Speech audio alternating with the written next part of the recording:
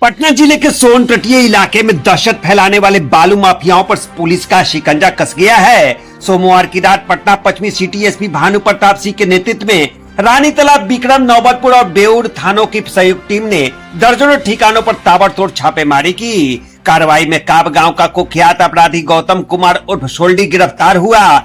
सोल्डी खुलेआम हथियार लहराकर और फायरिंग कर लोगों को डराता था ताकि बालू कारोबार में उसकी पकड़ बनी रहे। उसके घर से देसी पिस्टल, 0.45 पिस्टल, 110 कारतूस और एक थार गाड़ी जब्त हुई। वही जीतन छपरा निवासी ब्रिज बिहारी यादव के घर से भी 2 पिस्टल, 14 कारतूस, फाइटर और खुखड़ी मिली।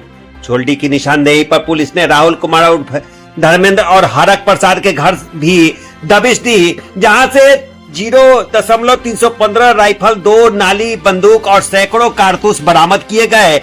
पूरी कार्रवाई में कुल 7 हथियार, 462 जिंदा कारतूस, 70 खोखे और 10 मैगजीन बरामद किए गए। सिटी एसपी पश्चिमी भानु प्रताप सिंह ने प्रेस कॉन्फ्रेंस में कहा कि यह अभियान बालू माफियाओं और हथियार तस्करों के गठजोड़ को तोड़ने के लिए जारी रहेगा। सभी आरोपियों पर आर्म्स एक्ट तहत मुकदमा दर्ज कर आगे की कानूनी कार्रवाई की जा रही है। आगे क्या कहा उन्होंने, विस्तार से सुनिए। पुलिस को एक गुप्त सूचना मिली थी कि रानी तालाब क्षेत्र के अंतर्गत विशेषकर पालीगंज जो अनुमंडल है उसमें कुछ बड़े स्तर पर लोग हथियार रखते हैं, जिससे की मदद से वो बालू माफिया के रूप में काम करते हैं, लोगों को डराते हैं, धमकाते हैं, दबदबा रखते हैं।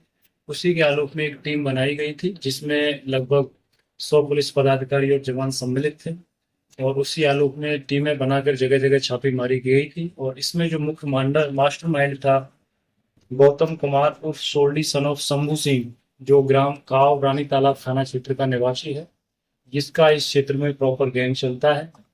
और इसके यहाँ से जब छापेमारी की गई तो उसके पास से एक देसी पिस्टल, 2 खाली मैगजीन, इसके अलावा 7.65 KF लिखा 6 जिंदा कारतूस, 3.80 का 1 जिंदा कारतूस, 8 mm KF लिखा 1 जिंदा कारतूस, 12 बोर के 30 जिंदा कारतूस और एक 0.45 का पिस्टल, 2 खाली मैगजीन, 45 ओटो एंड एसपी लिखा 110 जिंदा कारतूस इसके यहाँ से बरामद किया गया था। और इसकी निशानदेही पर ब्रिज बिहारी यादव के यहाँ पर छापेमारी की गई तो उसके घर से 2 देसी पिस्टल, 4 खाली मैगजीन, 9 जिंदा कारतूस, 7.65 mm के, 8 mm के 10 जिंदा कारतूस, एक फाइटर, एक चाकू और एक खुखड़ी बरामद की गई। और इस संदर्भ में रानी तालाब थाना केस नंबर 335/25 दर्ज किया गया है।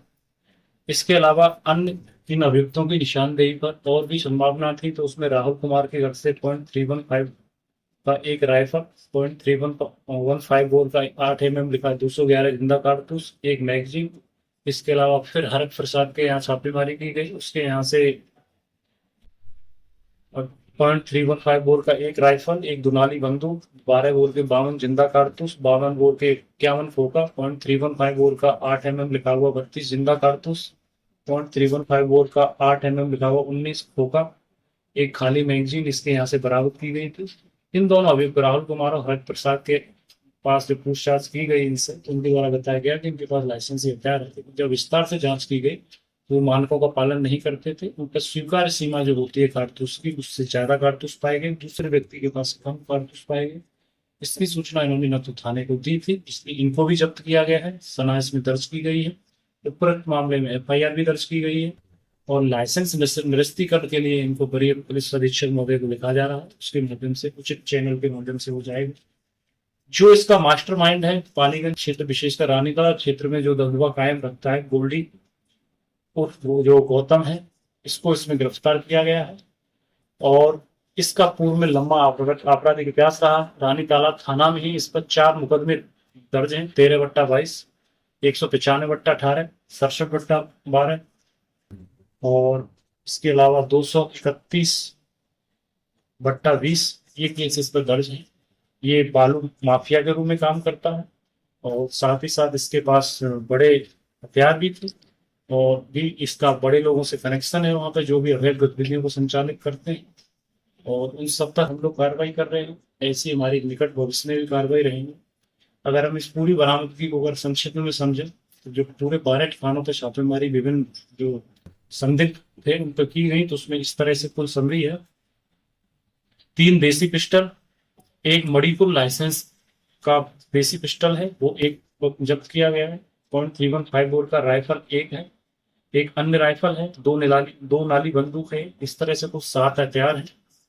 अगर हम कारतूस में बात करें तो कुल 462 जिंदा कारतूस इसमें जब्त किए गए हैं। इसके अलावा 10 मैगजीन है, 70 खोखा है इसमें, एक थार गाड़ी को भी जब्त किया गया है। और इस तरह छोटी मोटी चीजें हो रही हैं जो आपको सीजन में मिल जाएंगे। अभी इसको गिरफ्तार कर लिया गया है और अभी तक कार्रवाई इसमें की जा रही है। तो पुलिस का आगे भी ये कार्रवाई जारी रहे।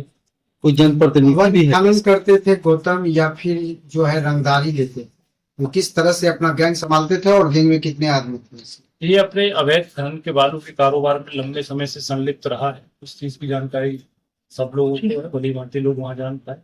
और जो बालू का अवैध खनन ये वहां से करता है, उसमें ये बड़े हथियारों की उसमें मदद लेता है। और वहाँ बाकी के लोग जो उसमें हैं उनको एक प्रतिस्पर्धा होती है, उनको डराता है, धमकाता है। जिसके पास जो वेपन है कारगर है उसकी मदद से वो डराने में कामयाब रहता है। कोई गैंग में सर कितना बड़ा जनप्रतिनिधि भी गैंग है? कैसे कितने बड़ा गैंग हम लोग? किसी जनप्रतिनिधि के घर भी छापेमारी हुई है? इसमें ऐसा तो नाम नहीं है किसी का, लेकिन डिटेल्स विस्तृत डिटेल आपको अलग से मिल जाएंगे इसमें अगर किसी का। लेकिन हम अपराध में कौन क्या है ये सब नहीं देखते। सर कितने लोग नामजद किए गए हैं इस मामले में और कितने लोग अभी इसमें जो गौतम कुमार और सोंडी जो प्राथमिक अभियुक्त है और मास्टरमाइंड है, इसकी निशानदेही पर जो ब्रज बिहारी यादव है जो FIR संख्या 335/25 में नामजद है। और ये जहां मणिपुर से भी इसमें जो लाइसेंस की बात आ रही है, एक व्यक्ति है जो ब्रोकर का काम करता है जो मणिपुर और नागालैंड से और जम्मू कश्मीर से जो हथियारों को लाइसेंस दिलाता है, उसका भी इसमें नाम आया है। और भी इसमें नाम है, अभी जो पुलिस अनुसंधान कर रही है उन लोगों का नाम डिस्क्लोज करेंगे तो फिर पुलिस की गिरफ्तारी से बच सकते हैं। टोटल कितने लोगों के नाम? इसमें FIR में हैं लोगों के नाम, एग्जैक्ट हम नहीं बताएंगे अभी। FIR इसमें हुई है, अभी गिरफ्तारी इन लोगों की चल रही है। और भी इसमें लोग हैं, उनको सबको पकड़ा जाए। सर सूचना AK-47 की थी जिस पर छापेमारी की गई थी। हाँ, AK-47 की सूचना थी, ये सही बात है। और ये बड़े पैमाने, जैसा मैंने बताया कि गोल्डी और गौतम इसके पास थी और ये रखता है। और हम लोग इसमें कर रहे हैं, कहाँ जो भी हमारा सूचना तंत्र है वो लगा हुआ। पूछताछ में बताया कि हथियार 47 कहाँ रखे हुए? अभी पूछताछ में नहीं बताया, पूछताछ में बताया था तो हम लोग रिपोर्ट कर लेते।